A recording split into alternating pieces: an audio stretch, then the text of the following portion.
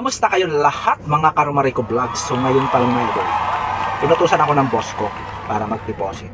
So ito mga idol, pagkakataon ko to sa inyo na ipakita sa inyo kung gaano ba kakapal yung 100,000 pesos na puro 1,000. Kasi mga idol, dati nung bata pa ako, iniisip ko yung gaano kaya kakapal yung 100,000 na tig 1,000.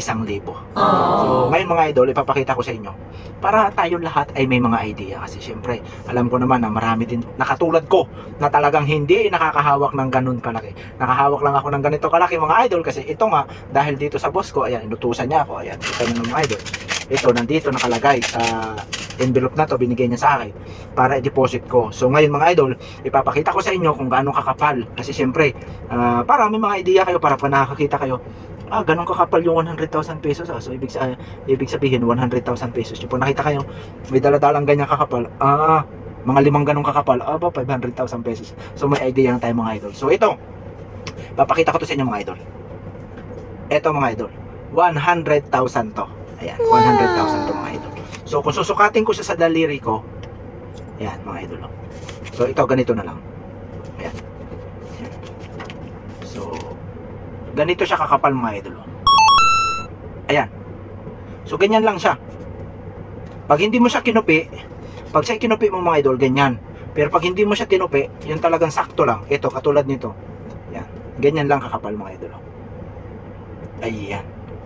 Ganyan lang siya kakapal. Ayan. Parang sa plywood mga idol ay parang uno. Ayan, parang uno. Di uno. Ayan.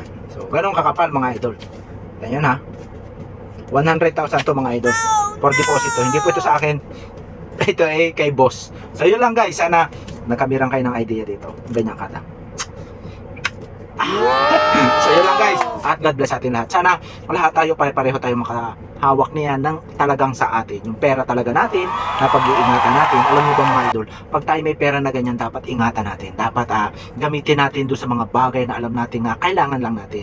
Huwag tayong bumili ng mga bagay na hindi naman natin ng kailangan mga idol. Alam niyo ba ako mga idol, share ko lang din sa inyo. Ako kasi sa totoo lang hanggang December, yung sweldo ko talaga ay nakalaan lang ang pambayad lang ng lupa mga idol.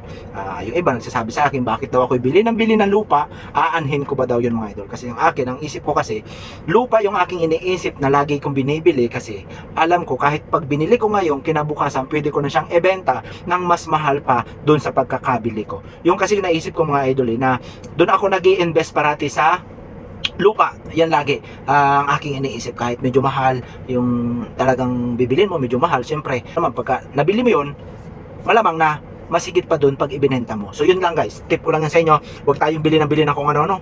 Ako nga mga idol, sa totoo lang, mga sa pantalon ko talaga namang nabubutas na yung pundiyo. Ayan, dahil nga inuuna ko yung mga kailangan ko. Ayan, syempre ngayon naman nag-start lang ako bumibili ng mga bagay-bagay na kailangan ko.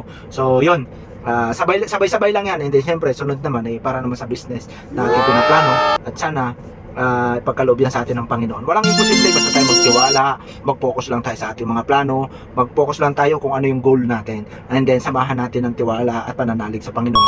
Makakamit natin yan mga Karumarico Vlogs. Basta tiwala lang, huwag samahan ng bisyo. Pag sinamahan mo ng bisyo yan, mahirapan ka. Yun lang guys, sana may natutunan kayo. Bye bye.